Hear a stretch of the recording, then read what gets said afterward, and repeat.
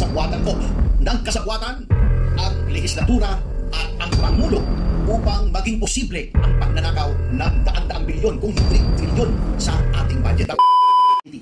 Na pinupunahan ni Yusek Astra.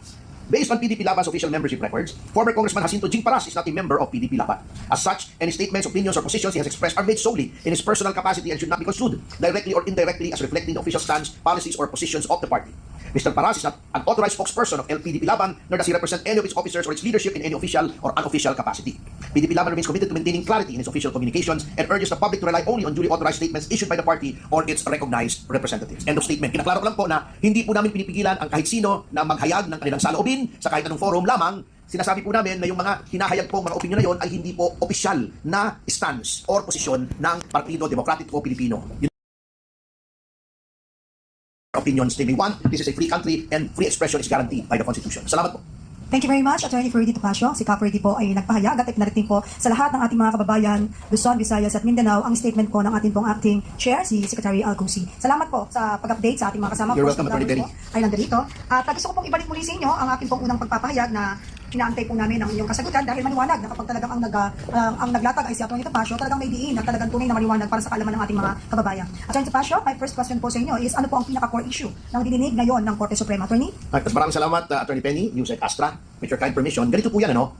Unang-una, nais kong ihayag ang aking kalungkutan dahil mukhang yung oral arguments po, kahapon yun, ano? Yeah. April 7, sa Korte Suprema ay parang hindi pinapansin ng mainstream media sa kung anong kadahilanan ay hindi po natin alam. Kaya taos puso po talaga ang aming pasasalamat sa mga vloggers na kayo na lamang po ang inaasahan ng taong bayan at ating mamamayan na maghatid sa kanila ng tunay na pangyayari. Just a brief history po, last year, kasama ko po si dating Speaker Bebot Alvarez, ang ating PDP senatorial candidate na si Jimmy Bondoc, ang Citizens Crime Watch si Jigs Magpantay. Kami po ay naghain ng isang criminal complaint sa Ombudsman tungkol po rito sa mismong yung mga issues na dinala naman ni Atty. Vic Rodriguez at ilang mga grupo sa Korte Suprema tungkol nga po doon sa insertions ng 22, 23, and 24 General Appropriations Act. Lamang, ang nangyari po ay since hindi pa po agad nadinig, hindi natapos yung pagdinig dito sa petisyon na inihain ng ilang grupo rin na kinakwestiyon sa Korte Suprema ang konstitusyonalidad nitong mga insertion, ang sabi ng Ombudsman ay, sandali po lamang, hintayin natin kung anong magiging desisyon ng Korte Suprema tungkol sa constitutionality sapagkat pag sinabi ng Korte Suprema na yan ay hindi labag sa konstitusyon, wala ang kasong kriminal.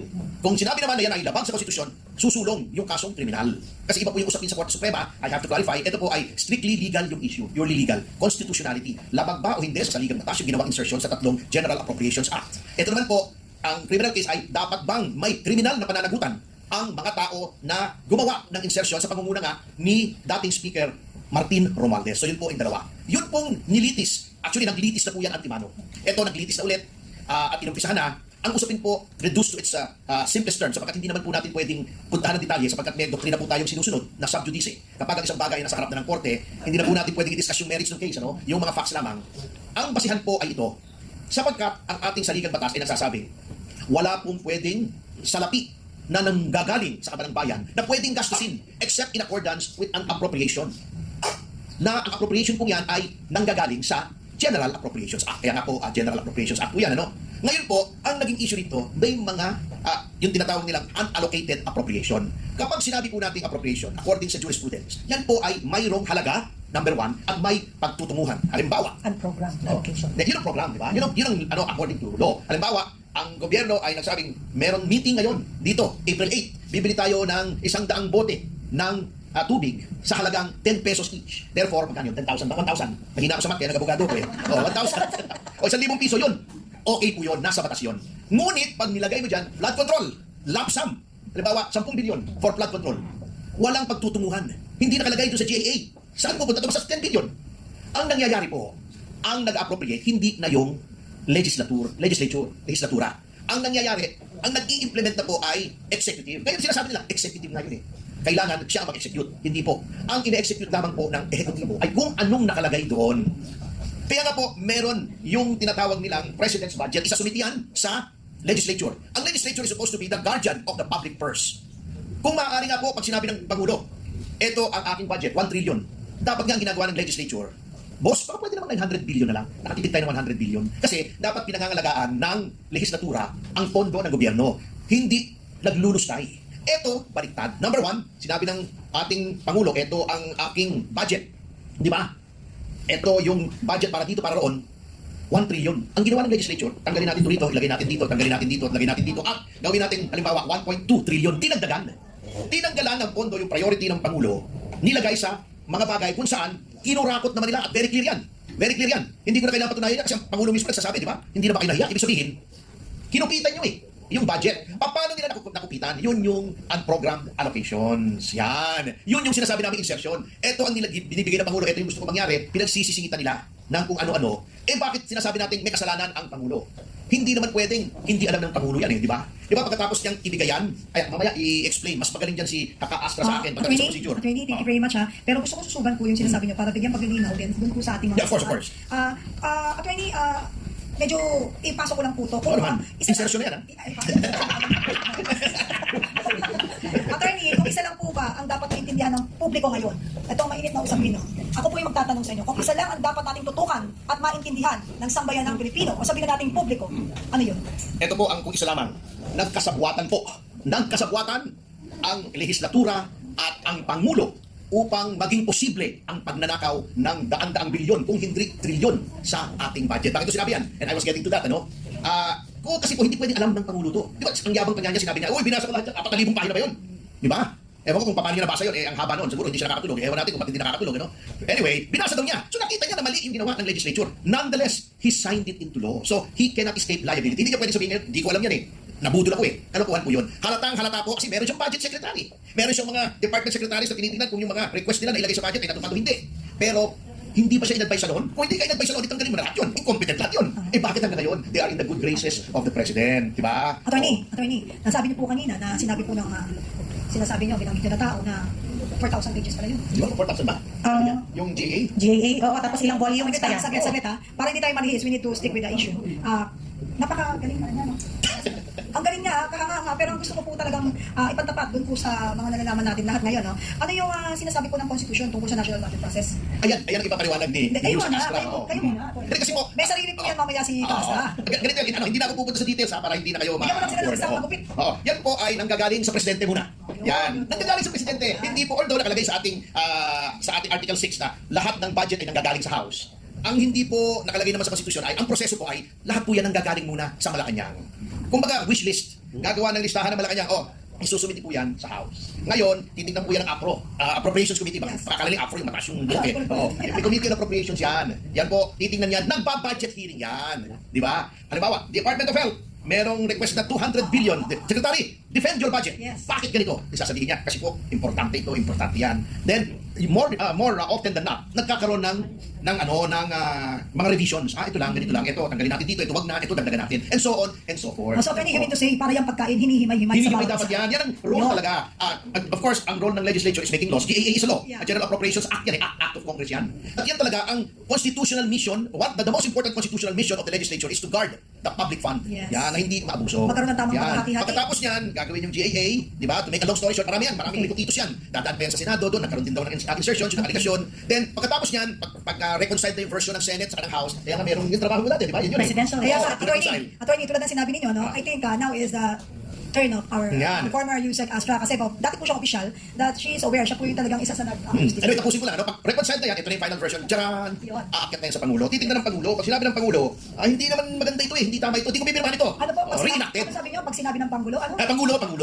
We need to be dapat makakilinaw po yung magsasalita natin kasi At sinabi niya, hindi okay ito. Hindi ko pipirmahan yan. Kasi hoda, reenacted yung dating budget para hindi naman maparalyze ang gobyerno. Pero pag pinirmahan mo yan, ito ang ibig sabihin niya. Number 1, nabasa mo. Di ba parang kontrata yan Nabasa mo, number 1, sang-ayon ka sa lahat ng nakalagay doon. Kung may insertion yan, kung may illegal dyan, kung may palpak dyan, kung may kurakot dyan, o possibility ng kurakot, hindi ka pwedeng hindi managot. So yun po. Attorney, wait lang. Bago natin ibigay yung tanong natin sa yung bola kay Kaastra. Sa tingin niyo po ba yung sinasabi ninyong step-by-step procedure, nagawa kaya yan? Nagawa yan, kanya lang, na-corrupt. Yung mga procedures na yan were designed specifically to prevent ng anomalya. Kaya nga may ganyan Ang ginawa nila, they converted it from a safeguard into a process that enables corruption. Yun ang mabigat doon. Kaya nga, tayo ay nasa hukuman ngayon. So, for the details, I will have to concede na mas magaling dyan. Sa tingin ko talaga it's time na, okay, thank you very much for your Thank you. information, attorney. And this time, no, I think sa akin, no, sa practical na pananaw, gaano kahalaga ang sa araw-araw ng operasyon or pagkilos ng gobyerno. And I'll give the floor to our former Yusek Ashabel Naik bilang official po ng PLLO at the Department of Energy. And of course, gusto ko pong bigyan ng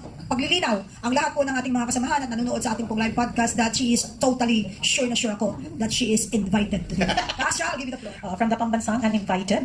Anyway, alam nyo, may sinabi kasi kanina si Attorney Topacio, no? Guardians of the purse. I-versus ko lang to the power of the purse. Under the 1987 Constitution, the power of the purse actually belongs to the Office of the President. Kasi saan ba nagsisimula ang budget? It's from the Office of the President through the submission of the NEP or the National Expenditure Program. Paano ba ginagawa ang National Expenditure Program? Ito ay supposed to be a product of all the consultations of the Department of Budget with the different regional offices, the regional development councils, no, ng Pilipinas. At mula doon sa mga lokal na pamahalaan kung ano ang kanilang mga pangangailangan na sinubmit nila doon sa RDCs, at ito naman ay sinasubmit sa DBM para madiskusyonan ano ang tunay na pangangailangan ng mga mamamayang Pilipino. In my 2 decades of experience in government, almost 15 years akong staff ng Senado before I joined the Executive Department. At ang unang assignment ko kay Tatay Digong was Assistant Secretary of the Presidential Legislative Liaison Office. At alam nyo ba na ang PLLO ay tinanggal na ngayon ng Malacanang? And you wonder why? Well, in fact, the PLLO plays a very important role in the legislative process kasi sila yung supposed to be nagtatahi ng lahat ng mga kakulangan between the legislative and the executive para maipasa not only the GAA but all other laws and bills na kailangang ipasa. Ngayon, in-under nila ang PLLO sa Executive Secretary. So doon na dinagdagan nila ngayon ng trabaho ang ES to control. So kaya na yung sinabi mo na may kuntsabahan, I believe this is also one of the things that they did para mas maging pulido ang kanilang kuntsabahan, di ba? So from the NEP, ito ngayon ay sinasubmit preferably during the SONA. Si Tatay Digong ginawa niya yan dati. Hindi siya pumaltos na sinasubmit niya during the SONA yung NEP. So panahon ni President Marcos, there's a time na hindi sinabay sa NEP sa SONA ang pag-submit. Ngayon, after that, sinabi ni Attorney Topacio kanina, nagkakaroon ng discussion first in the House of Representatives. Kasi sila yung mauuna bago yung Senado. So, basta sa appropriations, dinidiscuss, tinatawag ngayon ang lahat ng mga sekretaryo ng different departments para depensahan ang budget. Kung titingnan nyo yung difference between the unprogrammed funds ng panahon ni Marcos, magkano yung naidagdag na nilagay nila sa unprogrammed funds? 449 billion pesos. At masingit ko na lang yung sinabi ni Saldico, that Bongbong Marcos was asking for 100 billion per year. 25%. Oo, that's 25% of the total unprogrammed funds. Ang tanong mo dyan, sa'yo na nga nanggaling yung NEP, bakit ka pa manghihingi ng unprogrammed funds? Di ba? You are the programmer of the whole budget and the whole fiscal authority of the government. Bakit ka nang hihingi ng unprogrammed funds? Di ba? Bakit ka nagpapa-allocate ng for flood control? Specifically yun na sinabi ni Saldi ko, hindi ako ang nagsabi, lumabas yan kahapon. Humihingi siya ng 100 billion a year specifically for flood control. If you are in your right mind as a president, dapat nilagay mo na yan sa NEP. Di ba? Meron ka palang programa for flood control, bakit mo isasubmit after the submission of the NEP? It's so preposterous for a president. Kaya sinasabi namin, you do not know what is your task as a president of the Republic of the Philippines because the power of the purse belongs to you. Why? You are the first proponent of the whole budget and you are the approving officer of the whole budget. So bakit ka in between your proposal and your approval of the final budget mag-i-insert? Because dito sa insertion nangyayari ang padrino system. Di ba? Naglalakad ngayon yung mga nagpapadrino, speaker, pwede bang dagdagan nyo kami? Kasi ganito, ganyan-ganyan. Oo. And yung kuntsabahan, alam nyo, this is the first time, sabi ko sa inyo, 20 years na ako sa gobyerno, started with the Senate. Never have I seen such pamamalakad of the GAA preparation, the GAA In fact, meron pang naninote, and I am very happy Supreme Court did this, kahapon. Sinabpina nila ngayon yung SARO. SARO is the Special Allotment Release Order. Kasi ito yung final, kanino ba napunta talaga yung pera? Like the unprogrammed funds, kanino nila ibinigay, and you will see it in the SARO. So, hail to the Supreme Court! You truly are the guardians of the Filipino people for sending a subpoena para sa submission of the SARO. Another thing na ginawa nila ng kongresong ito under the administration of Marcos is the creation of the small committees after the BICAM, which has never been done in the history of the Philippines. And yes, di ba, attorney, it does not have a legal basis. And ang sabi sa atin ng ating mga kaibigan, in the small committee sessions, laging present si Secretary Pangandaman. Which tells us na yung ano bang nangyari nila sa small committee report, doon sila di ba? Kasi naalala nyo na may mga blank pages. There were blank pages doon sa BICAM report at doon nila tinira sa small committee report kung paano nila nadagdagan itong mga budget na hindi nararapat. So, ang tanong natin sa taong bayan, papayag ba tayo na ganito na binubudol ang ating mga taxes? Hindi, siyempre. Siyempre hindi, Kaasya, walang ganon. Gusto ko po sanang pasalamatan ka sa aking pagpapahayag. Masyado kang magpasabog, unti-unti lang. Kasi sa totoo lang, baka magmadali, you are invited. Magmadali kasi, sandali lang. Ito ka, Astra, kung may constitutional defect, ang GAA, sino ang unang maapektuhan? Ang gobyerno ba o ang taong bayan? Ang taong bayan, syempre. Okay, i-discuss mo Oo. yan. Bakit kapag, ito na nga, di ba, the Maleta legacy. If there is one legacy that this administration is leaving to the Filipino people, it's the Maleta legacy. Bakit nga ba napakahalaga na dapat hinihir ng Blue Ribbon Committee ang Maleta? Because lahat ng Maleta na isinakay nila sa mga chopper at mga eroplano, it was supposed to be served para sa mamamayang Pilipino. May krisis tayo ngayon sa langis. Ano ba yung kanilang mga confidential funds at yung mga ninakaw nila? Dapat wala tayo. You know, the Philippines is not poor, but we have poor leaders. Poor na karakter, poor dahil inuuna nila yung mga sarili nila at hindi ang taong bayan. Very rich. Very rich ang bulsa. Pero poor yung puso. Leaders, very rich. Alam mo ka, Asta, naging official ka ng gobyerno. Even me. Alam natin yung mga kalokohan na yan. Kaso kapal. They can take it. Pero yun mo, they are not affected of yung pagtaas ng fuel. Why? Lahat naman yung reimburse kahit gawin na 1,000 per liter yan. They don't care, my God. Yun ang talaga nakakapandugo. Gusto kong balikan natin ang pag-usapan ka, Asta. Total, ang galing mong mag-urok eh. Pag-usapan natin yung nangyari mismo sa oral arguments sa Supreme Court. Doon tayo tumutok na nangyari kahapon. Kasi hindi nire-report ng Sasabihin mo, all praises of blah, blah, blah, o ganyan. Ano yun? Siyempre, tuwan-tuwa tayo dahil parang positive. Parang positive, but the people of the Philippines needs to know, ano po yun? Ano po yung pinagbubunyi ng Pilipinas? Parang ganyan, pinag-usapan natin, 20 pesos ang bigas, pero wala naman pala. Parang babalik na naman tayo sa usaping pinangako. Yung sound system, nagagamit sa akin. Hindi, ibig sabihin, babalik na naman tayo mga Pilipino sa usaping pinangakuan na kayo, gusto niyo pang matupad, spoiled brat kayo. Diba? So what I'm trying to say is, inatag mo ng gusto, anyway, magaling mo magpaliwanag, hindi ka nga mukhang galing Mindanao, yung galing mo magtagalog. Talagang, we need to... Samsaaran yan na.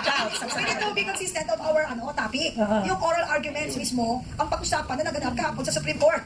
Ano yung pinakatumutok na tanong ng mga maestrado that the people of the Philippines, including us, needs to know. What is the update? What's the real score of the issue about yesterday's oral Oo nga, arguments? nakakatuwa si Justice Leonen, di ba, nagisa ng todo, si Suljan Berderabe. Oo, kasi hindi na niya masagot yung mga katanungan ng ating mga maestrado. Kasi, di ba, yung paano nila ginawa yung mga insertions ng the unprogrammed funds. Alam niyo, ang tumutok talaga nung nakita natin, di ba, yung nilatag ni Justice Leonen kung ano yung mga detalye sa pagpasok ng mga budget. I believe the oral arguments yesterday, kinonsolidate nila Attorney Topacio, di ba, yung parang apat na kaso that's related to the at kasama na nga doon yung final ni former minority leader and former president ng PDP na si Coco Pimentel about the constitutionality of the 2025 GAA, no? Kasi maalala nyo na sila Senator Bato hindi pumirma at nag-walk out ba dahil dito sa mga na ito, no? Dahil sa GAA na ito. And kahapon ginisa ng mga maestrado ang Solgen kasi sila yung defender of the office of the president and all executive offices of the government para doon sa GAA. And alam nyo, doon talaga ako nakita na napaka-wise ng ating mga maestrado. Bakit nila kailangang malaman yung SARO? Ako doon ako kasi yung SARO, yung talaga yung tunay na saan napunta ang pera, di ba? So, tayo dapat conscious tayo doon kasi maaaring ito yung nakalagay sa budget pero ang nilabas sa SARO iba. Oo, kaya nga si Justice Leonen specifically asked for the submission at isabina ng Supreme Court yung SARO ng administrasyon. Para sa kalaman ng lahat, what is ano? Statement allotment release order. Oo. Tatanda mo, Castra, na tayo Special allotment nung release nilalaban order. natin yung ating mga budget para tumaas at nakagawa pa tayo ng mas maraming proyekto para sa bayan under yung ating liderato ng ating dating administrasyon, natatandaan mo, wala na sa usapin yan. Hanggang walang saro. Yung sinasabi nilang gagawin, wala pa rin yan. Ang isang tanong kagad, may saro na ba? Kaya kailangan talaga, himasin mo pa yan para ma-aproba at lumabas ang saro. Eh dito walang saro, walang papeles, approve, meron pang session. Correct, oo. Kaya nga alam nyo, why am I very appreciative sa leadership ni Tatay Digong? Kasi, di ba, voluminous ang GAA. Nagmamadali ang Kongreso usually na, oy, pirmahan mo na yan. Si PRRD, hindi mo siya hindi mo si Tatay Digong, hindi mo siya maburusko na, oy, pirmahan mo na ngayon kasi magdi-December 31 na. Ganon. Because he is very careful sa pagbasa, kaya nga nagvidito siya ng lahat ng mga hindi dapat i-approve na mga budget. And look, sobrang ganda ng pagpapalakad ni Tatay Digong sa kanyang panahon at hindi tayo nagkaroon ng, hindi natin sinasabing perfect ang kanyang leadership or perfect ang kanyang ang kanyang administrasyon, but he did 90% of the job, no? Na talagang kumbaga kung meron mga pagkukulang na hindi niya na-achieve, yun nga yung hope niya that this administration ay continuity, kaya nga sinuportahan natin ito because of the continuity na promise para sa atin. Kaso ang nangyari hindi naging continuity kundi naging Maleta legacy. Yeah, tama ka doon. Nasya ka pa doon. Pero sa totoo lang, nung panahon po ng dating administrasyon, kapag alam niyang hindi nagde-deliver ng tama at hindi ginagawa, yun po ano nakasaad sa mandate ng bawat department. Tsugi ka. Di ba? Yeah. Tsugi ka. Wala kang walang padrino-padrino dyan kasi siya is very parang hands-on. At kita mo sa akin sa maliit na opisina, ahensya kung saan ako nagtrabaho noong una sa National Parks. Kapag meron ka nakitang mali, makikita mo yung difference ng being right and being righteous. Siyempre, sasabihin mo, huwag mo approve yan. Huwag niyo yan. Huwag niyo isama sa bidding yan. Yan, huwag niyo isama yan. Saka nakikita ang buong bilyay, tagwa 16,500 ang isa. Pero yung iba yung hindi na binubukalkal. To justify everything and the president will approve it because that is very, very bad. That's corruption. Yun lang, sabi ko kasi po, ito po kasi parang abuso, kanya very good, mag-isa rin. Di tsaka ang tindi noon nga tayo nung nagdidepensa tayo ng budget. Grabe yung ano natin, grabe yung aral natin. Hindi pwedeng pumunta ka sa Kongreso at Senado na hindi ka nag-aral doon sa budget. Pero parang ngayon, iba yung nangyari kasi dinadaan na lang sa tawag, di ba? Nag-video call. Oh, yung hiningin yung ano, inaprubahan na namin ha, mga ganyan na ano. Napakawais ni ano, sabi ko because he recorded everything. And hindi yun nangyayari before. Talagang wise siya dahil alam niya na hindi naman lahat ng lihim hindi man Mananatiling malihim. Kaya kung sakasakaling sumabog, meron siyang hawak dahil alam niya, pag hindi niya ito hinawakan, siya yung unang sasabog.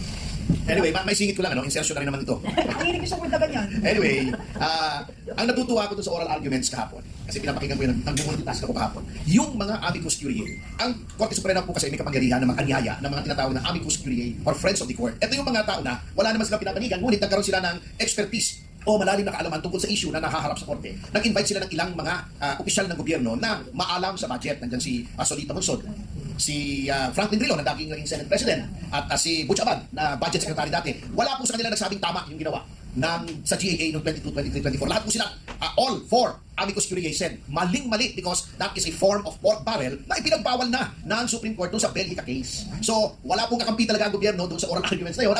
At talagang halata na talaga ni Senior Associate Justice Marvin Leone na talagang something is wrong. Kaya yun, hindi na nila mapagkakaila yun. Isinampi na lahat ng saro. Alam na natin, malalaman natin kung bakit yung pong distrito ni dating Speaker Martin Romualdez, dalawa ang appropriation sa kanya. Bukod pa yung sa distrito, bukod pa yung sa Leyte, City of Leyte. Can you imagine?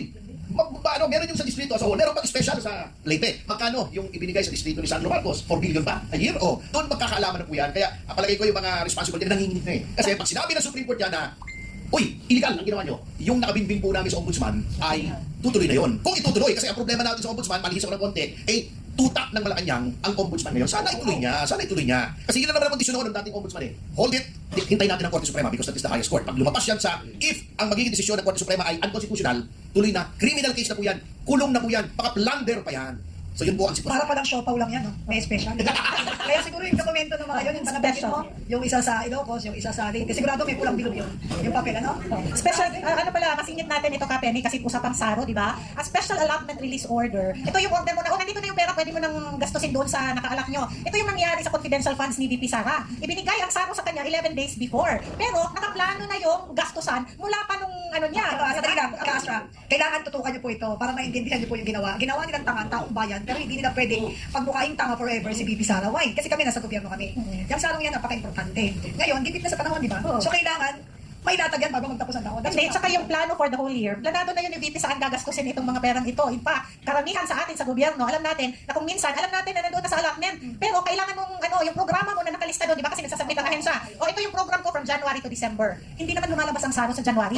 So yung projects namin in January, inuutang na ng gobyerno sa mga suppliers. Like for example, yung papel na binili ng gobyerno, ginagamit natin sa araw-araw for our encoding and all, ginamit mo na sa January pero wala pang saro. Totoo po yan. Hindi alam ng iba, naging assistant secretary rin po ako sa DILG. In charge of local government. Ganun po yan. At nagdepensa na rin po ako ng budget. Kasi ang DILG po, of all government departments, may pinakamalaking public information office. Isang floor po ng DILG dati doon sa Mapagmahal Street. Lumipat na sila eh. So 1 year po ako dyan. And I was the head of PBAC. PBAC pa noon eh. Hindi pa bakit. 2000 yun eh. 26 years ago. Ay, talaga po totoo yan. Inuutang po yan at hinihintay na ng mga supplier. Kaya paglabas niyan, minsan 4, 5, 6 months, ibibigay mong bigla yan. Kasi kawawa din naman yung mga supplier. Ito lang po, tama yung sinasabi niya, since hindi nakakampi si VP noon, may friction ha, inipit-ipit nila. Kaya hindi naman nila pwedeng ipitin indefinitely yun. So yung sinasabi lang, 125 million in 11 days, ano yun po, BS yun, propaganda yun. That 124 million is spread out over 12 months. So magkano lang yun kung 124, napakaliit po yun. Samantalang ang DILG, hindi nila sinisilip, ang DILG, 500 plus million. Ang DOJ, 500 plus million. Noon panahon na nandun pa si Boying sa DOJ, yung Remulla Brothers, mahigit 1 billion confidential funds. Pati tinitingnan liquidation. Ikaw naman, attorney, kailangan pa bang i-memorize yan? Bakit nakitignan kaalyado sila? Rhetorical question. Diba? Bakit nakatutok kay VP? Bakit kakampi ba si VP? Kayo naman. Tsaka Kapenny, siguro para maintindihan din ng ating mga kababayan, what is the budget cycle of the Philippines? Ang budget cycle ng Philippines takes 2 years. Alam nyo ba yung di ba yung collection ng taxes mula sa mga lokal na pamahalaan lahat, nire-remit yan to the Treasury. Pag-remit niya ng Treasury, tsaka pa lang yan, inaaral ng Treasury, ito yung collection natin. Gagawan yan ng na remittance to the ito pa yung gagawan ng budget for the next year. Ang release niyan, the following year pa. Kaya nga, bakit ang PDP Laban is advocating for federalism? Dahil ang gusto ng PDP Laban, ang budget na karamihan ng budget dapat nag-belong sa local government units. Di ba? Kasi sila mas nakakaalam, ano ba yung proposal natin under federalism? dapat ang i-remit lamang ng mga local governments ay yung share ng national National taxes, government. national Oo, taxes. di ba? May iwan na ngayon sa Oh, local yes. government yung ano kasi you eliminate corruption there and you eliminate also the power na parang nais nating lumuhod lagi sa Ang Malacanang. tawag dyan ay Imperial Manila, di Yeah, ba? correct. Alam mo, sa totoo lang po, Ka-Astra, Atty. Topacio, Diba? natatawa lang tayo kasi ginagawa nilang mga Pilipino. Kowa na nga nagsalita, kasi kung talagang may paglabag yan, doon pa lang sa Saro, sa COA pa lang hindi sila makakalusot. Sa totoo lang. So, cleared po sila sa COA. Hanggang ngayon, dinaig pa nila lahat ng mga departamento ng ahensya dahil nga hindi kaalyado. So, pag hindi ka kaalyado, maliwanag na meron kang sabit at may kaso ka. At hindi ka nila titigilan, lalo na ngayon. Pero sa naramdam ng sambayan ng Pilipino, na gamit na salita, sambayan ng Pilipino, alam na po ng sambayan ng Pilipino na ginagago po ninyo kami. Yan. Pero record ito, nabanggit na rin Atty. Benny yung COA. Record ito sa history ng Pilipinas. Ang DPWH, merong disallowance, notice of suspension / disallowance. In 3 years na, 17.355 billion. Yan yun ang makikita may problema eh. Pag may disallowance, tapos ganyang katagal, Yun nga napakita lang. mismo. So, Doon mo na makikita may problema. it means nagpasimula yan sa bagong administrasyon kasi 3 years eh. 3 years. Pero kita mo, wala nakakasuhan, wala nakukulong. DPWH pa lang yan, hindi buong gobyerno, isang departamento ka lang. Tsaka ang dami niyan, di ba? Nakapost yan sa COA website Yes. kung ano yung mga disallowances. Ayun, Ano mga researchers natin yung amount na yan. Buksan niyo yung COA website. Kaya lang mahirap, kung hindi ka na ako, hindi ako siya nakitindi, pinaintindi ko pa sa mga nakakaalam eh. Yung mga Ano account. mo sa nangyayari sa ating bayan, Attorney Castra? Siguro it's time for us to learn more about yung nangyayari sa atin. Kasi, alam mo sa totoo lang, eto katulad ng mga vlogger, alam mo, abogado yan. Alam na yung mga termino ng abogado. Oo, Mas so, sobrang magaling pa yan. so, doon na nilang gustong matutunan at gusto nilang ang kanilang mga content ay na talaga maging legitimate at hindi sabing fake news. At nag-aaral na yan. Sa totoo lang. Correct. Matayin pa niya ng abogado, marami tayong abogado sa gobyerno, pero nagpapaka-abogado, wala sa maleta. Hindi namin sinasabi si Larry Gadon yun ha. Pero wala po akong pinakadanan. Tingnan na lang po ninyo yung mga tahimik, yung excuse me, may reservation lahat. Alam niyo na yun.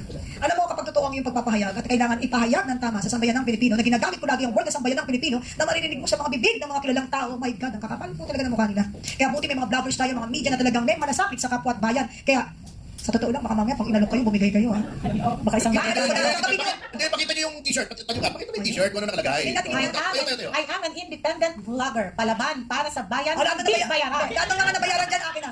Joke lang. Sa totoo lang, mga kababayan, walang bayad dyan. Dito lang po. Hindi, tsaka dito, pwede ka lang makakakita ng live podcast na walang bayad. Ang ano, kaya nga, ang pakimkim namin dito ay kape, padisal. Dinagdagan na namin ng keso. Eh, pero sulit yung keso. Napakasarap yung Oh, keso. syempre. Oo. Homemade. Huwag hindi na ako bayaran, basta bigyan nyo lang. Kasi sinabi ko yan. Ayan. Hindi mo, attorney, hindi mo pa sinasabi, ginawa ko na. Yun nga eh. Sana ganyan din ang gobyerno. Ay, wala ka maasahan Eh dito, tumutunog na yung yung sikmura. Hindi na nakakarating, naglalakad na. Alam mo ba yung iba nagkakabayo na?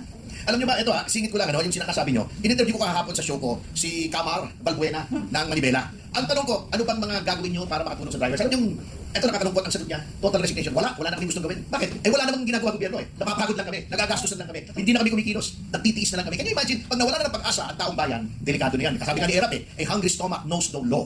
Yes. Yan ang mabigat yan. Kasi diba, dati nagrarally-rally pa, tigil pasada, sabi nila, kami din na pagpermisyon, wala namang epekto sa gobyerno, wala namang ginagawa ang gobyerno. May ginawa naman ng gobyerno.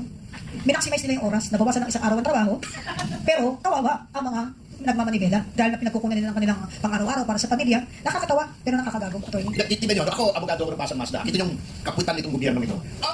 Ang papahala ng Malaysia, may Malaysia ng kaibigan eh. Noon tumataas ang presyo, alam yung ginawa ng gobyerno? Siguro meron. Let's say, ang gobyerno ay 10 bilyon. Kinausap nila yung oil companies. Hanggang ganito lang ang presyo. Sinabi, itong presyo sa world market sa sa kalakalan. Oo, sa kalakalan. Paano? Dilugi kami. Sabi, hindi. Yung diferensya, amin. So, mababa yung presyo, kontrolado yung presyo, everybody happy. Dito, anong ginawa? Ayuda. Mahirap po yung ayuda. Bakit? Ayon sa datos na nasa akin, 560,000 persons ang directly or indirectly dependent sa transport industry. Bibigyan mo ng 5,000 yan.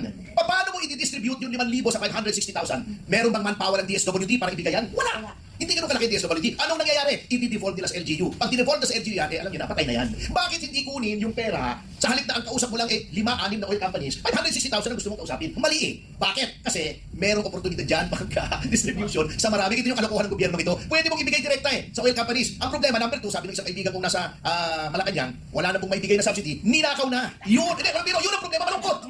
Ninakaw na. Anong bibigay namin subsidy sa oil companies? Yan ang dapat unang-unang instinct ng gobyerno. Kahit walang OPSF or Oil Price Stabilization Fund, ad hoc naman ito eh. Ad hoc naman. Number 2, bakit nag-certify na rin as urgent ang gobyerno? Ang ginawa pa excise tax pa. Bakit hindi nila sinertify as urgent yung ibinalik yung OPSF? Ayan yung opportunity. Natataranta na yung legislature. Gusto nang gumawa ng hakbang para yung ma-address yung rising prices. Ba't hindi ka pa nagbigay ng batas na i-reinstate yung OPSF? So yan ang mga kalokohan eh. Bakit? Ayaw nila kasi profiteering. Ine-enable nila ang profiteering ng mga oil companies. Ang Pilipinas, ang pinakamalaking percentage ay tinaas ng oil prices sa buong mundo. Totoo. Sa buong mundo. Totoo. 81% as of February pa yan, ha? Ang itinaas. Bakit? Hinayaan ng gobyerno na mag-profiteering, na tumiba-tiba ang mga oil companies. Kontrolado ng oil companies ang gobyerno, regulatory capture. Ha? Nung sinasabi nilang 60 days pa ang reserva, 55 days, bakit ibinenta nyo agad ng mahal the next day? Kung sa ibang gobyerno yan, ganun ha, profiteering kayo, kulong kayo lahat. Alam mo, attorney, ewan ko kung may sense ang sasabihin ko, but definitely that's my thinking, no? Sa ibang tao rin siguro, kasi parehas ko rin ang pag-iisip, dahil di naman kami kasing intelligente po ninyo. Balikan natin yung usaping bigas nung araw, nangako, 20 bigas. May crisis din tayo. No? Pero naman 20 bigas ha. Ito yun, Pero sa takot. Nabuli. Ito, attorney, para hindi ako mawala, kasi alam mo, minsan, matanda na tayo, nawawala ako eh. Pero nandito lang ako. Alam mo, attorney, parang kwento ng bigas, sabihin ko sa'yo, yung bigas, 20 pesos, pinangako niya. Ha? Ikaw ba, pag nangako ka, syempre mag-iingat ka. You need to protect your credibility as the head of. Credibility is very important. Pagkatapos, hindi mo na ibigay kung ano yung pinangako mo. Ako sa dami ng pera ko, kung ako si best friend mo. Gagastusan ko yan, wag lang ako masira sa taong bayan. Kahit sarili kong pera. Dahil kapag nasira ka na, ang hirap na pong bumalik. Tatanggap na lang sa iyo kung ano yan, pero yung tiwala hindi na. Ito rin ang nangyari po dito sa krisis. Unang-una, minumulat nila sa taong bayan na walang krisis. Maya-maya, may emergency na. Pucha. Kung yan sakit yan, o health usapin yan, tigok ka na. Pinatay ka pa ng paulit-ulit. Tigok ka na, naging ka na, may krisis na, sinasabi walang krisis. Pero meron pala pula ang gobyerno dyan. At hindi totoo na 60 days? 60 days. Dahil dito, nag-guest dito si Ma'am Cora, Gidote, may resibo, kaya pa hanggang 2 taon. May reserva tayo, pera. Pwedeng wag nating pabayaan na magdusa ang ating mga kababayan, magrebelde dahil sa gutom wala ka na makikilala. Pag sumala na ng pagkainan, iba na ang tingin sa inyo. Ang tingin sa iyo karne, pwede para may maihain na sa pamilya. Kapeni, tingnan mo to ha, how incompetent this government is. Pinabayaan nilang mag-increase kasi saan dapat nilalagay ang pera, di ba? Pinabayaan nila na ang mga oil companies, now I'm speaking as former DOE secretary, pinabayaan nila ang mga oil companies na magtaas ngayon, 152 na yata ang diesel, di ba? Kasi alam nyo ba ano ang ginawa ni Tatay Digong? 2021, Tatay Digong signed EO 138 and that is the implementation of the Mandanas Law, di ba? Yung Mandanas ruling of the Supreme Court. At kasama doon actually is the devolution of power sa mga local governments. But there is, imagine mo, bago nag-end ang panahon ni Tatay Digong, nandoon na yung puso niya, he was already forward-looking na dapat ang mga lokal na pamahalaan ay may kapangyarihan to regulate even oil. Kasi kasama ang Department of Energy dyan, although right now, hindi fully devolved. Continuity-wise, ang pag-uusapan natin, dapat si Pangulong Marcos, tiningnan niya lahat ng mga executive orders, lahat ng mga ginawa ni Tatay Digong, at in-implement niya sa panahon niya ngayon para maiwasan natin ang mga sasakunang ganito, mga krisis na ganito na hindi nakaka-address. Bakit nagagalit ngayon ang mga drivers? Pinayagan mo ang oil companies na magtaas at 252 per liter, pero hindi mo pinapayagan ang mga drivers na magsingil ng magtaas ng singil sa pasahe. Tapos, bibigyan mo lang ng 5,000 pesos yung mga drivers. Ano nangyari? Ilang litro lang yun? Ano nangyari? Nauwi agad, walang masakyan ng tao. Correct. Kasi isipin na, ba't ako mamamasada? Ang mahal ng gasolina. Ang dami na nagreklamo eh. Kasi yung paggawa ng listahan, problematic pa yun eh. Oo, correct. You should attack the problem at the root. Yes. Anong root? Yung presyo ng petroleum products. Bakit hindi yung kumpanya ang tinawag mo? 7, ilan na 7, 8 lang na major ang kausap mo. Hoy, pag may tataas, kami muna bahala. Kung anong lugi nyo, basta mapaprove na lugi kayo, kami na muna magbabayad. Dapat Sige na. ganun. Kasi gagasusin mo yun dun sa ano nila eh. Pagkano sinabi nila 1 billion daw para sa ayuda. Ang bako ang gulo-gulo. How can you distribute 5,000 pesos at 560,000 persons all over the country ha? Attorney, if you were the president or the head of state at nagkaroon tayo ng emergency crisis, ano ang gagawin mo? At paano yung kumpas mo? Di ba ikaw may kumpas eh? Kabayo yan eh. Pinapalo mo yan ba? Kaya dapat may tapao ka. Para hindi ka balito. Blinders, oo. Baka mamaya may sasalita dito babae, may sasalita dito lalaki. Di ba? Kaya ganito yung itsura ng bansa natin. Kung ikaw ang head of state, what will you do? And why? Parang Miss Universe. Yun ang sinabi ko. Thank you for your wonderful question. My family? My family? Pero hindi nga original nga yung atin eh. Pinanood lang natin yung ginawa ng ibang countries na hard hit. Ganun lang gagayahin na niya. President Marcos does not even have to be smart because we know he's not, ano? Kasi pagkasasalita, parang choppy na cellphone eh. No? Gusto mo kung hindi kaya. Gayahin mo na lang yung ibang Asian countries na na-control nila yung presyo. Subsidize mo na agad. Tapos, at the root, di ba? Oo. Magpapahirap ka para masisira ulo ng DSW secretary mo. Magbibigyan mo ng 560,000 na 5,000. Paano gagawin pa kung solusyon mo libre sa Saka meron kang Department of Energy Secretary na habang naghihiring sa Senado, natutulog inaantok. Alam mo sometimes, Walang energy. Alam mo ka-Astra, tayo talaga mga dating mga opisyal, kapag nandun tayo sa Senate, nakikinig tayo, nung naglalapat tayo ng mga budget natin, pag natutulog yung mga kinatawan ng gobyerno, it means that, why listen, why watch? Alam naman natin kung ano magiging ending. Parang manipulado. Correct. Di ba? So sad to say, talagang wala pa yung oil crisis. Nasa crisis na po tayo, 2022 pa. At maalala ko lang din, Sorry, wag kayong mag-quote. maalala ko lang kung paano ginawa ni PRRD because we also had an oil crisis during the pandemic. Kasi nga walang mga bumabiyahe na di ba? Nasa lockdown yun eh. Pero alam nyo ba, kasi ako hindi ako fake news peddler. Anyway, alam nyo ba, nasa time ni PRRD, we were able, during the pandemic nakapag-angkat tayo ng around $100 million worth of oil galing sa Brunei. Dito fake news kasi makikita nyo yun. You go to the United Nations Comtrade website, nandoon lahat yan ng export-import ng bawat bansa. And dito sa sa panahon ni Pangulong Marcos, 2 years, 2022, 2023, wala tayong angkat na oil from Brunei. Nagkaroon ng angkat sa Brunei 2024 and that's around 25 million US dollars. Alam nyo, kung hindi lang vindictive itong administrasyon na ito, the best person who is going to be the trade missionary sa kakulangan ng ating oil is the Vice President. Yes. Bakit napakaganda ng relasyon ng tatay at ng mga Duterte sa lahat ng mga bansa na karating natin? Ang tagal na ng BIMP-IAGA, this is Brunei, Indonesia, Malaysia, Philippines Agreement, no? Trade agreement. Kami sa Mindanao, bata pa lang ako, alam ko na nanggagaling yung mga ng mga langis doon, lahat ng mas mura bumili doon dahil mas madaling pumunta kaysa pumunta ng Manila. And sinabi ko nga, supposed to be ang mga local governments may power na dapat to talk to foreign investors and di ba? But the EO 138 ay hindi fully in-implement ng administrasyong ito. 2021 before the end of PRR this time, nag-issue siya ng EO. Kaya pala may langis na dumating sa Davao City from Brunei. Hoy, Ka-Astra, yung Sinabi naman ako na alam mo, Ka-Astra, ikaw na yung is uninvited ngayon na sikat, even if you're invited today. Ayan ka na naman, you will couple of issues na lagi kang nai-issue. Brunei na naman yan. Ayan ko na, Yuki. Anyway, madagdagan ko lang yun, By the way, ito ay expose ko, Alam nyo, bini-BS tayo ng DFA natin. Alam niyo naman yung BS? What is BS? Bullshit. Tinanong ko eh! Walang bayad magtanong dito sa kapihan. I-blip nyo na lang. Alam niyo kung bakit ito, ha? Ito ang storya tungkol dyan sa langis. Sabi ng DFA natin, nakipag-usap daw sila sa Iran. Can you imagine? Galing, nakipag-usap sa Iran. Si Donald Trump, hindi makumpisi Iran. Tayo, galing natin, Nagpa-photo up pa yung magandang babaeng sekretary natin ng DFA. Sino yun? Yung sekretary ng Lazaro. DFA, di ba? Secretary Lazaro. Lazaro, Hi, di ba? Sek. Napakagandang babae, di ba? Yes, she is. Beautiful. Kasing ganda ni Laila de Lima. Oh, yun. Ikaw talaga kasi sir. Anyway, maganda naman si nagpa-photo Pao. up pa dun sa Iranian ambassador. Ito ang sinabi nila sa atin, ha? Nag-usap na daw sila, okay na daw. Sabi daw ng Iran, patadaanin nila lahat ng barko ng Pilipinas sa Strait of Hormuz. Teka muna. Meron akong classmate noon na nag-drop out na sa law school na nag-career sa foreign service. Naging ambassador na sa Russia. Tinawagan ko, ano ba to? Anong story nito? Diplomatic success ba? Sabi niya sa akin. Ayaw siyempre magpangalan. Siya nagsabi sa akin, BS yan pare. Sabi ko, bakit? Walang tanker na malaki. Walang barkong malaki na Philippine Registry na dumadaan sa Strait of Hormuz. Iba yung mga dumadaan dyan. Ang lalaki dyan. Yung mga VLCC. Mga very large container na container craft. Yan. Walang Philippine Registry yan.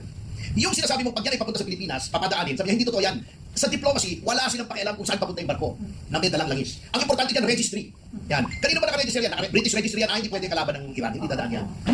Ang nakapag-negotiate, Japan, India, Pakistan, China, dumadaan kasi kakampi nila. Yung iba, sabi niya, pag sinabi nila na lahat yung mga tanker na papunta sa Pilipinas ay pinadaan sa Strait of Hormuz dahil nakipag-usap sila sa Iran, hindi po diplomacy yun. Ang Iran, basta hindi papuntang Amerika at hindi American registry yung barko, patadaanin, magbayad ka lang. So, di ba, the next day sinabi, hindi porkit pinadaanan ng Iran yung mga tanker papunta sa Pilipinas, ibababa ang presyo. Bakit? Kasi binabayaran natin yung. Ayaw nilang paalam yan kasi gusto nilang sabihin, ang galing natin mag-negotiate. 1 peso per barrel ang bayad. So, yung mga VLCC na 1 million barrels ang dala, napakalaki. 1 million pesos ang binayad ng Pilipinas para lang magpakita ng tao na. So, ibig ko sabihin. So, bayad yun, hindi yun diplomasya. Hindi, attorney, ang ibig mo sabihin, kwentong barbero pala yan. Yeah, pinalalabas na namin ginagawa. They want to make it appear that there is a diplomatic coup na galing natin, nakausap natin nila. In reality, sabi niya, in all probability, ang usapan niyan, sige, padaanin mo, magbabayad kami. Ibig sabihin, hanggang sa kwentong barbero, manipulado, Yes, sa baleta. para sabihin na, para masabi lang Bayad. ng mga gobyerno. So lahat ng accomplishment na nangyayari ngayon, at saka yung mga kwentong pinahayag at pinarira natin sa Pilipinas, bayad. Bakit Bayad hindi daw natin yun, bayad kalkalin daw yung totoong kwento ng mga hindi bayad? Palakpakan naman natin. Hindi, tsaka kape ni Ferdino, nag-declare ang Malacanang ng state of energy emergency. Tama? Tama. Ano ngayon ang naging aksyon? Sabi nga dito sa Kino, Nag-declare na. Kung nag-declare ka ng state of emergency, Tuloy-tuloy energy dapat. emergency, tuloy-tuloy dapat. Ngayon nakabreak ang legislatura, di ba? Nakabreak sila hanggang May 5, I think. Walang session. Pero busy sila sa April 15 para sa impeachment. Impeachment, correct. Diba? Instead of the president calling for an emergency legislative session to address the emergency of our energy, anong ginagawa nila ngayon? Di ba? Anong ginagawa ng gobyerno to implement the state of energy emergency? Ito, kakakasa, kumakana ka na naman ganyan. Mamaya wala na naman yung page mo.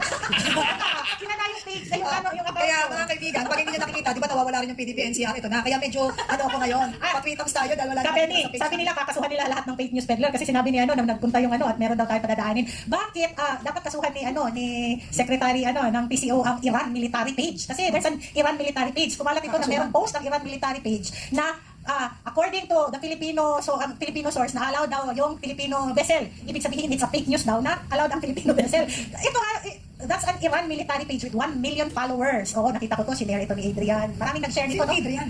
Sabihin? Adrian Pascual. Alam mo, kaya ka lagi nawawaw mali. Ang hilig mo magsalita, walang apelido. Oh, sige, di ba? Sila si ano, pero marami, di ba? Kasi Huwag ka magsasabi pag hindi ka mapapahama ka na it's naman. the Iran military that said na ano yung Pilipino nga, Pilipino lang din daw ang nagsabi na allowed ang Pilipino ano. Meron pala, sinasabi ko sa inyo validated So ano, dapat ang kasuhan nila ng PCO ang Iran military for spreading fake news. Alam mo talaga yung ating batas ngayon, talagang tama yung terminong ginamit ng mga official na nakabend talaga up to now. Kaya nga sabi ko sa iyo, yung Supreme Court, di ba sa harapan merong may limbangan na gano'n. Tingnan mo baka medyo nakagewang na eh. Hindi, Kasi- sabi ko hindi eh. Yes, pero doon kasi meron tayong babae nakapiring. Sa totoo lang, gusto kong mag-design ng ganyan, mag-drawing eh. Wala, yung piring niya ngayon may butas dito eh. Kasi hindi balanse, buti na lang talaga nanindigan ngayon ng Supreme Court. And it's a good news for us.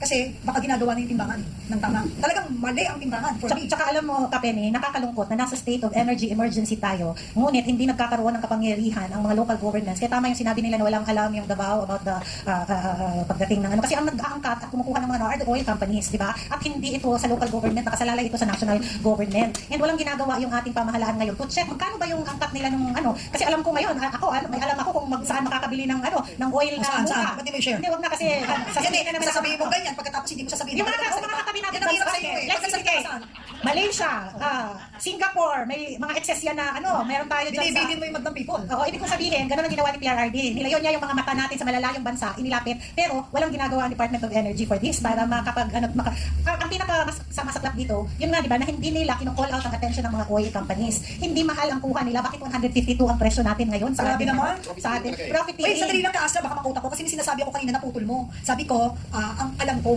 yung words kanina na, ang alam ko about yung sabihan ng law, pati yung nakapiring, may karugtong yun eh, pinutol mo, ang alam ko, narinig ko, nabasa ko, but it's not myself. Ha? So, baka makuta ko, kasi mahirap yung pag napuputol ka, pag nagsasalita ka, bukas, kulong ka. Oo, Di ba? makulong na tayo dito. O kaya nga ikaw, kapag ka kunwari, ano mo lang yun, ginrap mo lang, lagyan mo sa dulo ng CTTO. Okay. Oh, ikaw, lagyan mo Di umano. Di umano sa aking pong pagkakaalam, pakiwari ko, ay hindi naman tunay na naapektuhan ng ating bansang Pilipinas ng pagtaas ng krudo, bagkus ito po ay dinagsa ng mga buhayang, mga maninila at mga oligarko daw. Sabi po nila, CTTO, di umano. Di umano, 152 na ang diesel. Mahirap na, baka ma-astra ako. Okay lang yan. Hindi yan okay, ka-astra. Kaya nga po talaga, binigyan din namin ng pagpapakilala that you are talagang invited and we are thankful that you are here today. At huwag mong bulungin. Tapos magsasalita ka na naman, tapos sasabihin mo, ay wag na, baka bawal. Huwag na umpisa ng kwento. Nag-intro ka, tapos bibitinin mo ang tao. Okay. Okay, ano nga pala yun? Sinabi ko, maraming sources of oil sa karating bansa natin. It's the matter of dealing with them, di ba? Kung paano tayo. Pero alam nyo, ang problema kasi, yung ating presidente hindi na rin pinapaniwalaan ng mga leaders sa ibang bansa. Sandali, presidente ng ano yan? Presidente ng Pilipinas. Ano pangalan? Bongbong Marcos. Kasi yung salita niya ngayon, Di umano. iba na bukas. How will you trust a leader who makes his statements today, iba na tomorrow? Ito lang example sa foreign policy. Di ba ang nagsiset, ito, langis naman ito, related pa rin. Di ba ang nagsiset ng foreign policy, alam naman natin lahat yan, ang presidente. The president is the architect of the country's foreign policy, okay? Na lumabas ang relasyon daw natin sa China ay nire-reset. Yun ang words ng Malacanang, reset. Meron daw high-level na delegasyon ng DFA na pumunta sa China with the end in view of patching things up para makakuha tayo ng langis sa China. Actually, hindi langis eh. Wala po tayong kinukuha ng langis sa China. Refined na po yung ini-import natin. Tama ba ako? Refined na kasi wala namang pinapadalang langis ng China sa atin. Refined na, ready to use. The next day, nagsalita yung isang Commodore ng Navy na spokesman sa West Philippine Sea. Hindi si Tariela, yung taga-Sarat, Ilocos Norte. Hindi po yun. Sinabi, hindi daw dapat magpagkatiwalaan ng China. Kasi iba daw ang sinasabi, iba yung ginagawa, unreliable. Paano mo magka-reset yung relasyon sa China? Here we are sending a high-level delegation to Guangzhou para to patch things up, makakuha ng supply. Ito yung isang militar na hindi naman niya trabaho yun. Commander-in-chief niya presidente, sinasabing walang kwentang kausap ang China, hindi dapat paniwalaan. Paano tayo magkakaroon ng good relations kung iba-iba sinasabi, di ba? Yun Walang dapat tayo, cohesiveness. walang cohesiveness yun. That's the word I was looking for. How can a mere Commodore na commander-in-chief niya yung presidente, na yung presidente nagpadala through DFA, yung official channel ng diplomatic relations natin sa China, sinasabotahin niya, sinasabi niya yung pinapakausap ng presidente, walang kwenta. O paano matutuwa sa atin ng China? Mag-arrest dito, sinasabi natin, espiya ng China. When you arrest someone and say na espiya ka ng isang bansa na may diplomatic relations tayo, parang sinasabi mo, hindi mo pagkakatiwalaan yung bansang yan, nag-espiya rito. Sampal yan sa isang bansa. Pag sinabi mo, meron dito nag-espiya for China. Mabigat yun. So, paano ka bibigyan ngayon ng langis ng China? Ay, sinisiraan mo, di ba? Pero ang galing nila gumawa ng kwento talaga, no? Maya-maya may issue. O bakit di natin pag-usapan ulit balik-balikan ng ating pinakapaboritong usapin na dapat natin tutukan, ang flood control. Ayun, oo. But anyway, moving forward. Ay, personality tactic Oo, mo yan eh. sa totoo lang magtaka ka, bakit may ganyan? Maya-maya may pinatay. Aba, pati buhay ngayon kasama sa pag-divert ng mga topic. So doon tayo pupunta. O ganyan-ganyan. Nung dating administrasyon, di ka ganyan. Nandun tayo that we thought that magkakaroon talaga ng comparison. Pero nawawala si Vlad. Nawawala din si presidente. mo, ito ha. Easter nga eh. Sabi ka na, Easter nga. Easter nga Alam mo eh. ha, sa totoo lang ha. Ito kapag si Atty. Topacio kasama ko, kinakabahan talaga ako. Ako nag-iingat. Baka damputin na tayo paglabas. Nag-iingat talaga ako. Kailangan may matirang isa sa akin. Okay lang kayo po, sila po yung dalawa. Ako po kasi ang magdadala po ng pagkain sa loob. Basta hindi kami uulit ng ulam ha. Wala sa inyo. Huwag na rin ako Kasi yung keso, dalhin mo ako yung keso gawa mo. Pandesal na mainit. Ito ha, Kastra. O kaya sa dalawa po nating mga kasamahan ngayon, no? Sa inyo pong mga assessment, alin po ang pinakamalakas na argumento at sa inyo po ang pag-assess din, ano naman po yung pinakamahina na pinakamahinang punto. Yung sa usapin natin ngayon. O sige, Sa defense kahapon ng ano. balik natin sa Ikaw, kasi ikaw yung abogado. Ikaw yung kasama ko, nag-iiba-iba ang topic eh. Para sa akin, wala eh. Walang mahinang argumento. Lahat Hindi ng kami argumento nag-iisip malakas. dito eh. At kaya nga nag-agree yung mga amicus curiae. Usually, may mga na-argue na ako sa Supreme Court. Modesty aside, naka-anim na panalo na ako sa Supreme Court on doctrinal issues. May mga amicus curiae na nagsasabi ganito, yung isa nagsasabi naman ganon. Opposing. Doon sa pan, doon sa yung mga amicus briefs doon sa yung kung may karapatan ang Secretary of Justice ng issue ng HDO, yung Arroyo versus the Secretary of Justice na sinabing wala. Meron pros and cons. Dito lahat ng amicus curiae, lahat ng mga resource person sinabi, mali yung ginawa, walang nagsabing tama. Ang magagaling ng tao si Solita Consol, Butch Abad, former SP Franklin Drilon, at saka may isa pa nakalimutan ko yung isa eh, kasi medyo background kung pinapakinggan. Pero wala nagsabi ng amicus curiae na tama, kaya na-imagine ko lang kasi walang video yung streaming niya, di ba? Audio Wala, lang. yun lang. Tsaka, Oo. napansin mo yung natatameme at mahabang panahon na hindi makapagsalita si Berberami. Yun nga, na-imagine ko yung pawis. Siguro bumubula yung singit ni Berberabe kahapon, oh. Kasi Bumubula. wala Baka siya hindi pa nakabandaw, nagmadaling pumunta sa korte, may sabon-sabon pa. Di ba? Wala siya, na-imagine ko yung pawis niya eh. O yung sa kanya, bumubula ang singit, baka yung mga nag-uutos, bumubula na yung bibig. Yun yung ano na, how do you defend? Gagalit si TCO sa inyo dyan. Di ba? How do you defend something wrong? Ikaw, attorney, di ba?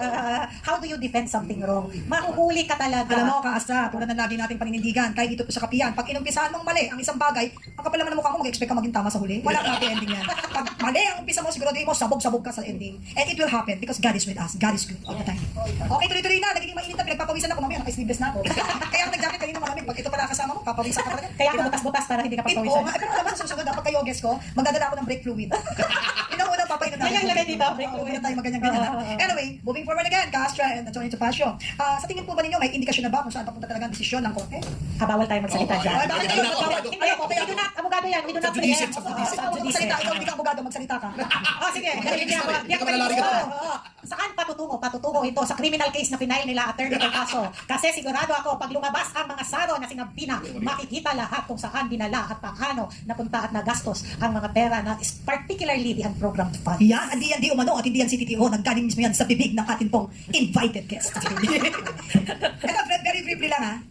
Para mabigyan natin ng pagkakataon ng susunod na tanong ha. Ito, judicial restraint versus activism. Dapat bang makialam ang Korte Suprema sa budget? Ayan, Attorney. Hindi sa dapat kundi katungkulan ng judiciary. Responsibilidad. Oo, under the expanded judicial power na iginawad ng bagong konstitusyon which was done by the Constitutional Commission, yung 50 persons, in response to the usual refuge taken by the Supreme Court under the 73 Constitution na political question, we have to exercise judicial restraint, etc. Kaya nga po pinalawak. So it becomes not only a power but the duty of the Supreme Court to step in whenever there in the part of any department of government there is grave abuse of discretion. Yun. Iba pa to dun sa Rule 65 na grave abuse of discretion amounting to lack or excess of jurisdiction. Iba pa po yun na judicial na grave abuse. Ito, grave abuse of any of the powers ng any department or agency or instrumentality or subdivision thereof. So, hindi po yan judicial activism kung nakialam ang korte, that is by virtue of its expanded judicial powers under the 87 Constitution. Yan po ang in-invoke na poder ng ating Korte Suprema noong nagdesisyon po sila na gawing void yung unang impeachment complaint versus Vice President Sara Duterte. Yon, ang galing. Sa totoo lang, no? Ang ganda ng ating topic. Lahat tayo, kahit na hindi tayo mga matataas ang pinagkukunan tulad ng ating muting ka-Ferdy, no? At ka-Astra, nakita mo lahat ng Pilipino, sukdulan ng pagnanais na matuto at maintindihan talaga. Ang gagaling pang maggamit ng mga terminong malalalim niya para di maintindihan ng Pilipino. Kaya ang kala naman nila, bakit? May AI ngayon. Ang ganda natin, mga vlogger. Alam mo yan, talaga yung pala ibig sabihin yun, munti ka tayo matanso. Parang yung pag may nag-a-apply sa atin na mga kasambahay, pagkabutol din yung amo ganito. O ano? Magtatrabaho ka. Dito, kailangan namin kasambahay. Upo, tanggapin niyo po ako. Tapos sabi niya, paano po ang aking sweldo? Ito, 30 dias kada buwan, libre chibog, walang kain. Parang ganyan ang ginagawa natin. Ganyan tayo tinatarantado. At ngayon naman po, pumunta naman po tayo sa usaping governance at saka accountability. At ngayon, tingnan natin ang epekto nito sa pamamahala. Kasi this is very, very important topic. Castra, para sa iyo to. Ito, wala kang di umanot, CTTO, galing mismo sa iyo. Sagot, ayan na. Pagandaan na ninyo maging statement, makikita niyo yung galing ni Castra kung bakit nagigil sa kanya yung mga yan. Castra, kung may bahagi ng GAA na ideklarang unconstitutional, ano ang immediate attack sa program? Ano ang immediate attack? ang immediate na pangangailangan natin, nasa state of energy emergency tayo. So, pag dineklara na unconstitutional, dapat ibalik nila lahat ng Yun. mga, yung mga pondo na ginamit nila which is considered unconstitutional. Tama, Attorney Topacio, di ba? Kasi tayo, speaking of COA, disallowance. Ito kasi proseso ito, di ba? Si COA pag nagsabing disallowed, kasi ako ay experience sa disallowance. Alam niyo kung magkano yung disallowance? Hindi porket ibig sabihin may disallowance, may corruption ha. Disallowance ko was around 400 pesos. Na-disallow ako dahil nag-change ako ng flight from Cagayan de Oro to Manila. Kasi I was a speaker sa Marawi City for a graduation. Sabi sa akin ng mga ma'am, hindi maganda na gabi ka na bumiyahe. So, nag-change ako ng flight. Kung disallowed my change of flight, which is supposed to be security reason ko yun na nag-change ako ng flight. So, pag sinabing disallowed at sinabi ng COA disallowed ka, babayaran mo, ibalik mo sa treasury yung pera na disallow sa'yo. Now, talking of the GAA, pag sinabi na unconstitutional itong mga ginastos nyo, responsibilidad ng mga gumastos ng yun na ibalik yung pera nyo. Dapat ibalik nila yun sa ating Alam nyo ba kung ilang mga eskwelahan ang pwedeng maipatayo doon sa mga perang nawaldas? Alam nyo ba kung ilan ang dapat na mga kababayan natin na hindi naghihirap, walang pambayad sa hospital? Sobrang mahal ngayon, magpa-hospital ako, na-experience ko kasi recently meron akong naging pasyente, ang mahal and ang hirap humingi ngayon sa national government ng assistance kasi parang wala na nga, paano ba ito? Di ba even the Malasakit Center ay binawasan ng pondo pero lumaki yung program funds. Dapat ibalik sa taong bayan at dapat ako ay am hoping really that Supreme Court will ito'y panalangin ko na i-demand ng Supreme Court na ibalik nila yung pondo. Dapat lang. Kasi alam mo kung bakit, di ba naging administrador ako ng isang lugar for almost 2 years. Maniwala kayong nakita ko nung chinek ko yung kanilang book sa COA. Laging may disallowance. Inayos na namin. May disallowance. Alam mo kung magkano? Mas mataas kaysa sa'yo. 150. Kasi sabi ko, alam mo, hindi natin ito 100% na malinis eh. Bakit? Bayaran ninyo yung mga yan. Sabi ko, hindi, talagang may disallowance lagi yan kasi kailangan mag-000 yan. Malinis. Kaya huwag kayo masyadong may iskandalo pag nakita nyo na may disallowance yung mga bawat ahensya. Alamin ninyo kung ano. We're talking about billions of pesos and trillions eh. Pwede ka rin magkaroon ng ganyan ng 150 pesos o 1 peso and 50 cents. Sabihin ko sa inyo hindi natin alam kaya na-iskandalo tayo doon sa binato nila kay BP. Kasi, ngayon, sumagot ang COA na clear. Bakit yun? Hindi nila gawing issue na malinis ang OBP. Di ba? Bakit di nyo kalkalin ngayon nung hindi na siya yung namumuno? Tingnan lang natin kung wala silang makita. Ngayon, pag walang makita, dahil hindi nila talagang tinignan o hindi nila ginawang issue because hindi kasi BP Sara eh. Di ba? Hindi kalaban. Anyway, going back to the GAA, ano yung sinasabi mo? Ito muna, attorney. Anyway, yung sa GAA, dineklara na lang na unconstitutional at nagkaroon ng paglalatag si Kaasya, which is, I agree. Attorney Kaasya, ano ba yung nakikita nyo dapat gawin ng Kongreso? Itong Kongreso masyadong powerful eh. Kaya sa nakikita nilang nangyayari ngayon, at pagpapatuloy nila yung pagkakampi-kampi dahil lahat nga daw parang di umano, nakamahirap na at CTTO na nagkakampi-kampi. Pero ano ba ang dapat gawin ng Kongreso para maiwasan ito sa hinaharap?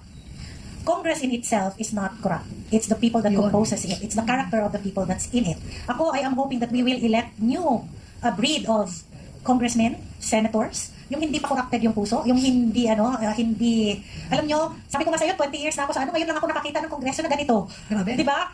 Napakataas ng dignidad, hindi mafia ang kongreso dati. Dito parang, tingnan mo, there's only one political party that's fighting against corruption right now. Hindi naman one kasi may mga maliliit, pero major political party, that's fighting, and that's PDP. Sabi ni Tatay Digong noon, na pagkapanalo niya, PDP will be the fiscalizer, and this is the strength of our party. We have always been for 44 years. PDP has always been a fiscalizer, Bakit nagsipagwalaan lahat ng ating mga kapartido kasi sumakay at lumipat sa ibang and this is why bakit gusto natin ng pagbabago, maging federal, maging parliament ang Pilipinas, pero sa tamang leadership because you are going to hindi completely eradicate but minimize the chances of corruption. And dito sa ano ba ang dapat gawin ng Kongreso? It's not Kongreso that has to do something, it's the people in Congress that has to have a change of heart. Magbago ng puso, mahalin ang bansa, mahalin ang Pilipino, hindi mahalin ang maleta. Tama! May tama ka! Kasa, isang sundot pa para magkaalaman. Paano mapapalakas ang transparency sa budget process? Isang online discussion, 'di ba? Dapat naka-online lahat ng para ang mga taong bayan ay nakikita nila yung pag ng process ng budget at matuto na rin ang mga taong bayan kasi tandaan niyo even the small committees dapat naka-live at Wala namang basis yun eh. Hindi nga, tapos bigla sila nagkaroon ng small committee, di ba? Wala ka naka-live kasi nga pag-live transparent daw. Maya-maya biglang mawawala. Wala the sounds. Nawawala Nawawala yung yung sounds. nawawala Pag yung hindi, nung isang araw, nag-blur pa. Pero alam niyo yung transparency in the budget process, maraming pwedeng kuhanan ng example ng mga ibang bansa kung paano nila ginagawa. Pero yun na nga, in the 1987 Constitution, sobrang laki ng power of the purse. And yung mga guardians of the purse supposed to be ay nakisawsaw doon sa power of the purse. Ang hirap na pag ang number mo, puro purse, no? Sa buong Pilipinas. Yung ano yung mga purse, mga nila, di ba? Alam mo yung purse natin, ang spelling nila, di ba, ang power of the purse is F-I-R-S-T. Ngayon, power of the purse, P-U-R-S-E. Kasama ba si Pars Lady dyan? Ito para po sa inyo. Ito pa para sa inyong dalawa. Ito para sa inyong dalawa. Tatanungin ko kayo.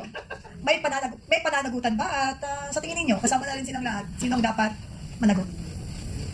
I give the honor to honor. Lahat ng mapapatunayan. Manakyat ko ng kaso eh.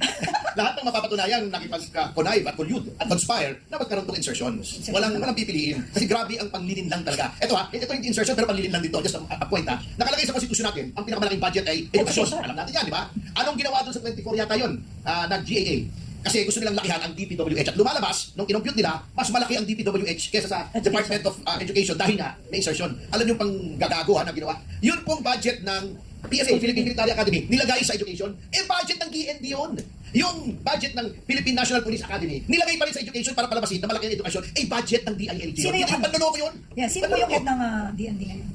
Si ano, di ba? Sibo, di ba? Sibo. Pero ibig sabihin, yung gumawa noon para palabasin na, lamang ng konti, 800 million yata, Oo, yung education. Inilump nila doon sa education, yung PNTA, yung PNA. Insertion. Hindi naman doon yun eh. Correct. Oo, creative bookkeeping yun eh, para palabasin na, mas malaki pa rin ang education. Ulul nyo. DND yan sa DILG yan eh. Pag tinanggal mo yung PNPA, mas malaki na DPWH. Yun. Grabe. Kita nyo Ano yung ba siya? panloloko? Ayun, Kaya unconstitutional. Oh, that's Kaya another kung point. anong ano natin dyan, dapat hashtag karumal-dumal.